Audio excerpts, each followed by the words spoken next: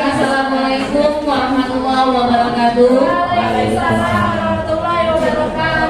Alhamdulillah, puji dan syukur kita panjatkan pada Allah Subhanahu wa Ta'ala yang telah memberikan nikmat kesehatan, nikmat kesempatan sehingga kita hari ini dapat berkumpul dalam suasana insya Allah yang penuh dengan keberkahan. Amin ya rabbal alamin. Yang saya hormati Ibu Kepala Sekolah SD Negeri 47 Pangkal Pinang beserta staf dan dewan guru. Hari ini mohon izin Bapak Ibu, hari ini saya akan membawakan presentasi dari aksi nyata modul 1.4. Sebelumnya marilah kita sama-sama membuka kegiatan kita dengan melafazkan lafaz basmalah. Bismillahirrahmanirrahim. Di sini Bapak Ibu, seperti susunan acara, yang pertama adalah pembukaan diawali dengan basmalah, kemudian penyambutan dan ice breaking, penjelasan skenario pembelajaran, pembuatan kesepakatan belajar, kemudian ada sambutan dari Ibu Kepala Sekolah SD Negeri 47 Pangkal Pinang, dan pemateri saya sendiri adalah Zubaida SPD, calon guru penggerak angkatan 8. Kemudian refleksi sesi ruang kesempatan bertanya, membuat refleksi terhadap kegiatan yang telah dilaksanakan, dan terakhir adalah penutup diakhirin dengan foto bersama. Oke, baiklah Bapak Ibu, kita akan memulai kegiatan kita pertama dengan ice breaking. Ice breakingnya seperti ini Bapak Ibu. Jadi saya ucapkan nanti SD Negeri 47 Pangkal Pinang semangat luar biasa mantap. Oke, jadi pada saat saya mengucapkan SD Negeri 47 Pangkal Pinang semangat luar biasa mantap. Oke, kita awali 1, 2, 3. SD Negeri 47 Pangkal Pinang semangat luar biasa mantap. Oke, tepuk tangan buat semuanya Bapak Ibu. Selanjutnya kita akan membuat kesepakatan kelas. Oke, kesepakatan belajar kita adalah yang pertama adalah seluruh peserta memiliki kesempatan untuk berpendapat. Kemudian yang kedua, berpikiran terbuka dan saling menghormati. 3, jika ada satu peserta yang berbicara, maka peserta yang lainnya mendengarkan. Yang keempat adalah berpendapat setelah dipersilakan. Kelima, berpartisipasi penuh dan mengikuti sesi kelas dengan perasaan yang gembira. Terakhir, jika ada yang ingin ditanyakan, silakan raise hand. Oke, kita lanjutkan Ibu. Tujuan pembelajaran adalah forum komunikasi dan silaturahmi, sharing dialog dalam komunitas praktisi, kompas, penggerak, laksanakan tugas dan peran sebagai calon guru penggerak, sebagai agen perubahan dalam komunitas praktisi internal, eksternal, sekolah penggerak atau penindasan non sekolah penggerak. Jadi ini harapan ya Bu ya ke depannya. Selanjutnya hari ini di modul 1.4, konsep-konsep kunci dalam budaya positif. Jadi di dalam modul 1.4 kita belajar tentang budaya positif Bapak Ibu, perubahan paradigma belajar, kemudian disiplin positif, betul Bu, yang tadi Bu, disiplin positif, kemudian motivasi perilaku manusia, kebutuhan dasar, posisi kontrol, restitusi, keyakinan kelas, dan segitiga restitusi. Ini adalah yang kita pelajari di modul 1.4. Baiklah, calon guru penggerak angkatan 8 SD Negeri 47 Pangkal Pinang, Zubaida. Selanjutnya konsep kunci dalam modul budaya positif perubahan paradigma belajar. Dasar pendidikan yang menurut Ki Hajar Dewantara adalah menuntun. Yang selanjutnya ada kodrat anak, berpihak pada anak, kemudian bukan tabula rasa, budi pekerti, dan petani. Dasar pendidikan KHD menuntun, maksudnya adalah pendidikan itu adalah menuntun kekuatan kodrat yang ada pada anak agar mereka dapat mencapai keselamatan dan kebahagiaan.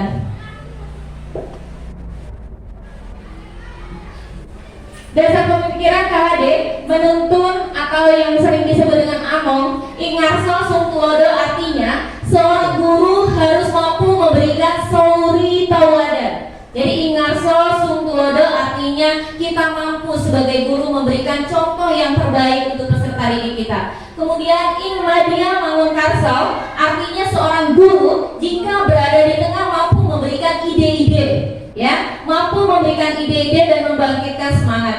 Kemudian Tumuri Handayani, seorang guru harus mampu memberikan dorongan ketika pada saat berada di belakang. Selanjutnya dasar pendidikan KHD kodrat anak bermain. Bermain adalah salah satu kodrat anak. Pikiran, perasaan, kemauan, tenaga, cipta, rasa, karsa, dan karya pekerti sudah ada pada diri anak. Permainan anak dapat menjadi bagian pembelajaran di sekolah. Pendidikan yang berpihak pada anak. Bebas dari segala ikatan, dengan suci hati mendekati sang anak, bukan untuk meminta suatu hak, melainkan untuk berhamba pada anak.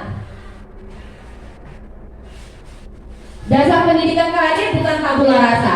Anak bukan kertas kosong yang bisa digambar sesuai keinginan orang dewasa. Anak lahir dengan kekuatan kodratnya yang masih samar-samar. Tujuan pendidikan adalah menuntun, memfasilitasi, membantu anak untuk menegakkan garis samar agar dapat memperbaiki laku untuk menjadi manusia seutuhnya.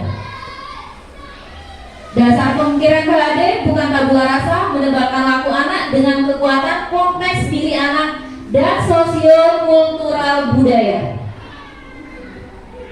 Dasar pendidikan KHD atau budi pekerti watak karakter adalah bersatunya perpaduan harmonis antara gerak pikiran, perasaan, kemudian kehendak atau kemauan, sehingga menimbulkan semangat. Seorang dasar pendidikan KHD petani, seorang petani dalam hakikatnya sama kewajibannya dengan seorang pendidik yang menanam jagung. Misalnya petani sedang menanam jagung, hanya dapat menuntun tumbuhnya jagung. Ia dapat memperbaiki kondisi tanahnya, memelihara tanaman jagung, memberi pupuk dan air, membasmi ulat atau jamur-jamur yang mengganggu hidup tanaman jagung dan lain sebagainya. Refleksi filosofi pendidikan KHD, pesan kunci. Masa depan murid, humanis, penuh kasih sayang, hati yang bersih dan jujur, yang selamat dan bahagia. Konsep kunci dalam modul budaya positif. Kebanyakan orang akan menghubungkan itu kata disiplin dengan kata tertib atau teratur. Kepatuhan pada peraturan, kata disiplin juga sering dihubungkan dengan hukuman. Ya. Kemudian padahal itu sungguh berbeda, karena belajar tentang disiplin positif tidak harus dengan memberikan hukuman. Justru itu adalah salah satu alternatif terakhir dan bila perlu tidak digunakan sama sekali. Disiplin positif adalah menanamkan motivasi kepada murid-murid kita untuk menjadi orang yang mereka inginkan dan menghargai diri sendiri dengan nilai-nilai yang mereka percayai atau yakini. Sebagai pendidik, tujuan kita adalah menciptakan anak-anak yang memiliki disiplin diri, sehingga mereka bisa berperilaku dengan mengacu pada nilai-nilai kebajikan universal dan memiliki motivasi intrinsik bukan ekstrinsik. Nilai kebajikan adalah sifat positif manusia yang merupakan tujuan mulia yang ingin dicapai setiap individu. Profil pelajar Pancasila: beriman, bertakwa pada Tuhan Yang Maha Esa, berakhlak mulia, mandiri, bernalar kritis, berkebinekaan global, bergotong royong, dan kreatif. Dian Gozer dalam bukunya Restructuring School Discipline menyatakan ada 3 motivasi perilaku manusia. Yang pertama adalah untuk menghindari ketidaknyamanan atau hukuman. Ini adalah tingkat terendah ya Bapak Ibu dari motivasi perilaku manusia. Biasanya orang yang motivasi perilakunya untuk menghindari hukuman atau ketidaknyamanan akan bertanya, apa yang akan terjadi apabila saya tidak melakukannya? Sebenarnya mereka sedang menghindari permasalahan yang mungkin muncul, ya, berpengaruh pada mereka secara fisik, psikologis, maupun tidak terpenuhinya kebutuhan mereka bila mereka tidak melakukan tindakan tersebut. Motivasi ini bersifat eksternal untuk mendapat imbalan atau penghargaan dari orang lain. Ini adalah satu tingkat di atas motivasi yang pertama. Di sini orang berperilaku untuk mendapatkan imbalan. Nah, jadi penghargaan dari orang lain, orang dengan motivasi ini akan bertanya, apa yang akan saya dapatkan apabila saya melakukannya? Mereka melakukan sebuah tindakan untuk mendapatkan rata-rata pujian dari orang lain yang menurut mereka penting dan mereka letakkan dalam dunia berkualitas mereka. Mereka melakukan sesuatu untuk mendapatkan hadiah berupa pengakuan, imbalan. Motivasi ini juga bersifat eksternal. Yang ketiga, untuk menjadi orang yang mereka inginkan dan menghargai diri sendiri dengan nilai-nilai yang mereka percaya. Orang dengan motivasi ini akan bertanya, akan menjadi orang yang seperti apabila saya melakukannya. Mereka melakukan sesuatu karena nilai-nilai yang mereka yakini dan hargai. Mereka melakukannya karena mereka ingin menjadi orang yang melakukan nilai-nilai yang mereka yakini tersebut. Ini adalah motivasi yang membuat seseorang memiliki sifat positif, karena motivasi berperilakunya bersifat internal dan bukan eksternal. Dr. William Glasser dalam tulis teori 5 kebutuhan dasar manusia. Kebutuhan dasar manusia, Bapak Ibu, yang pertama adalah kebutuhan untuk bertahan hidup, survival. Yang kedua adalah kasih sayang dalam rasa diterima, love in belonging, kebebasan, freedom, kesenangan, fun, dan penguasaan, power. Kebutuhan untuk bertahan hidup, survival. Kebutuhan bertahan hidup, survival adalah kebutuhan yang bersifat fisiologis. Untuk bertahan hidup, misalnya kesehatan, rumah, dan makan. Kebutuhan biologis sebagai bagian dari proses reproduksi. Komponen psikologis pada kebutuhan meliputi kebutuhan akan perasaan aman. Lanjut, Bu. Selanjutnya, kasih sayang dan rasa diterima atau kebutuhan untuk diterima. Kebutuhan ini adalah kebutuhan untuk disayang, diterima, meliputi kebutuhan akan hubungan koneksi sosial. Kemudian kebutuhan ini juga meliputi keinginan tetap terhubung dengan orang lain seperti teman, keluarga, dan lainnya. Ilustrasi contoh. Ketika Rehan mengambil bekal temannya di sekolah dan Pak Guru menanyakan kenapa Rehan melakukan hal tersebut, Rehan menjawab bahwa alasannya mengambil bekal temannya karena dia merasa senang temannya menjadi perhatian dia.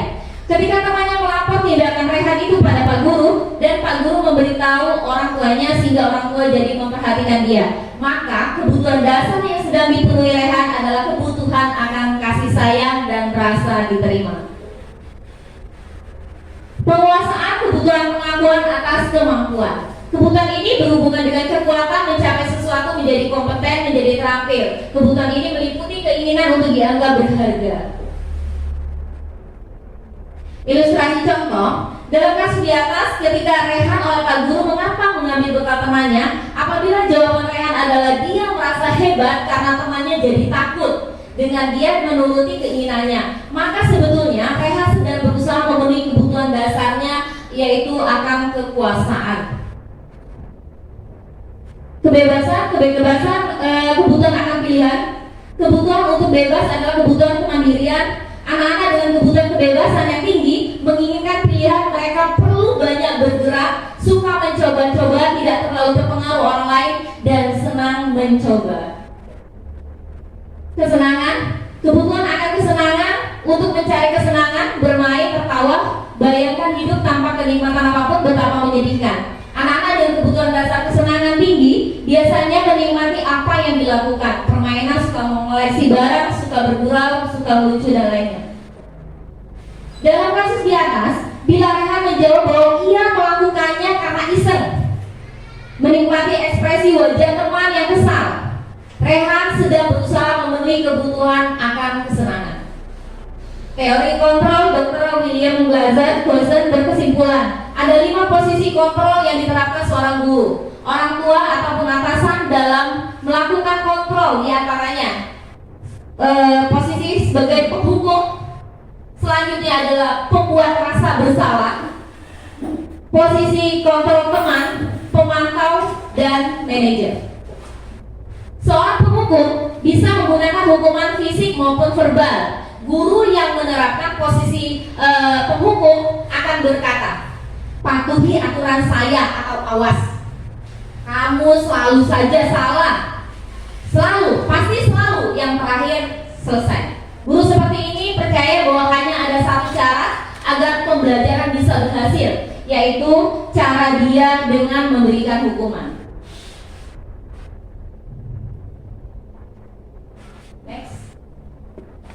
Guru pada posisi ini tidak akan menyakiti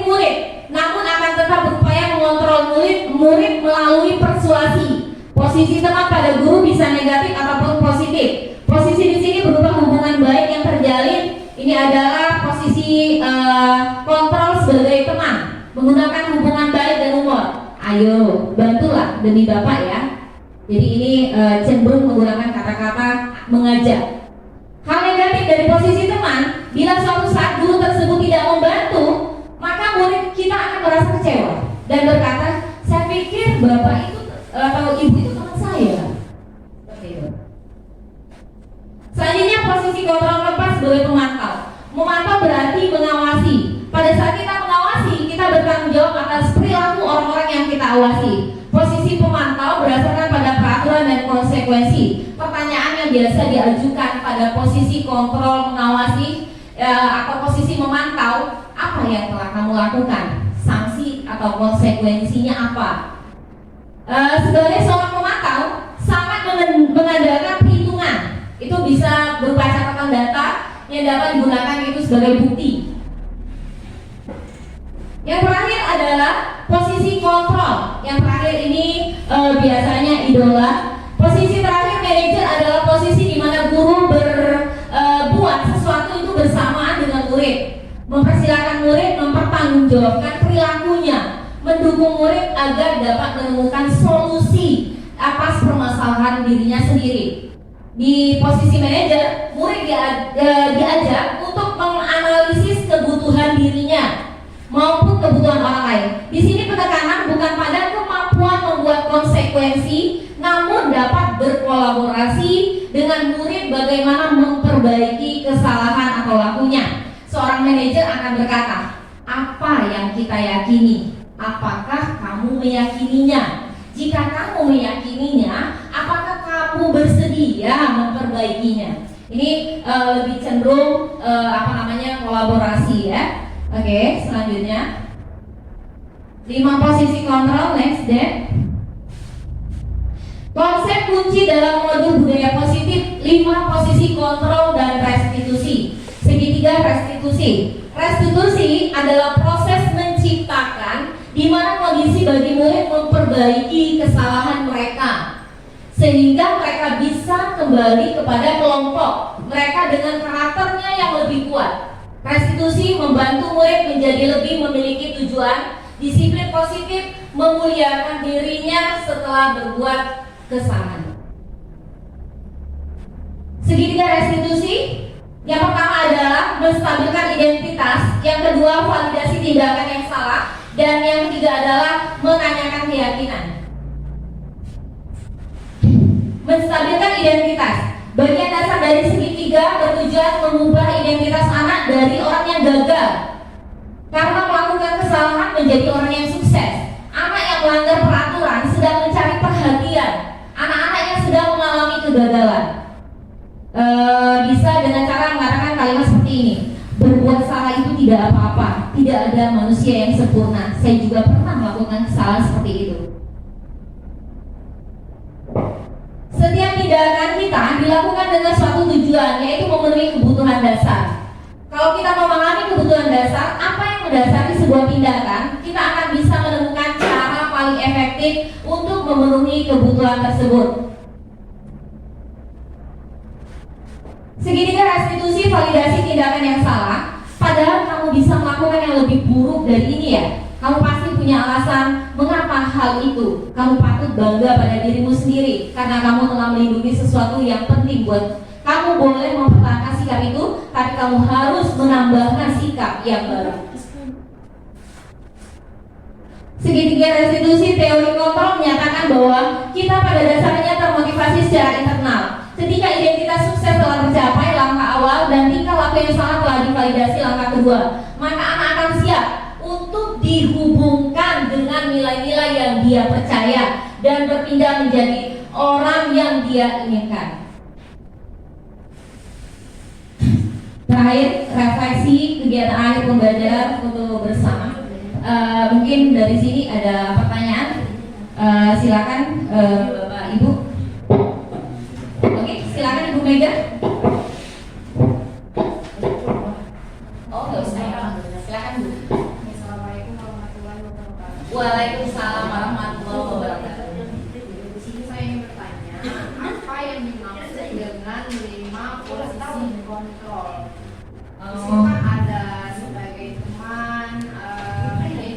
Iya. kita seorang guru itu posisinya sebagai penanggung anak murid atau yang bagaimana? Oke. Baik Ibu, terima kasih atas pertanyaannya. Mohon izin Ibu Kepala Sekolah untuk menjawab. Oke. Untuk pertanyaan Ibu Mega, posisi kontrol kita sebagai seorang guru. Jadi menempatkan kita itu sesuai dengan masalah yang kita hadapi Ibu. Jadi di sini pada dasarnya kita sudah menerapkan 5 posisi kontrol itu, tapi kita tidak mengetahui apa itu. Jadi seringkali kita memecahkan masalah siswa kita dengan cara mungkin mendekati dia dengan pertanyaan-pertanyaan yang sudah ada di slide tadi. Kita tidak tahu itu kita posisi kontrolnya di mana. Jadi kalau sebagai teman tadi ada negatifnya. Jadi kalau di saat kita tidak ada pada saat dia melakukan sesuatu kesalahan, dia akan merasa bahwa saya ini tidak ada yang peduli. Itu. Jadi masih ada negatifnya. Mungkin sebagai penghukum yang kita sadari bahwa kita memberikan hukuman. Memberikan hukuman itu kita berharap ini anak akan berubah. Padahal di sisi lain itu membekas sekali dengan menggunakan teori hukuman. Jadi banyak terutama dengan aspek psikologis itu mental anak itu mau nggak mau itu akan terganggu. Yang kita pelajari bagaimana untuk bertindak supaya kita bisa bertindak itu sesuai. Kemudian tindakan yang kita lakukan itu tidak meninggalkan bekas trauma. Itu bisa kita menggunakan dengan posisi kontrol sebagai manajer. Jadi sebagai manajer itu kita cenderung mengajak anak untuk berkolaborasi, mendiskusikan, menggali potensi dia, dari kesalahan dia itu apa yang bisa dia digali.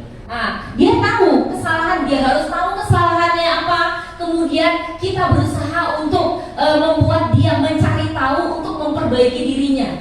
Seperti itu. Itu posisi manajer. Jadi posisi manajer itu bisa dipadukan nanti dengan posisi sebagai teman. Itu bisa dikolaborasikan. Jadi pada dasarnya 5 posisi kontrol itu semuanya sudah kita jalankan. Cuma kita masih belum bisa membedakan posisi kontrol di mana tindakan yang kita lakukan. Seperti itu Ibu. Oke. Baiklah, Bapak Ibu, ada pertanyaan lagi? Oke, mungkin sudah cukup. Alhamdulillah. Oke, terima kasih Bapak Ibu atas hari ini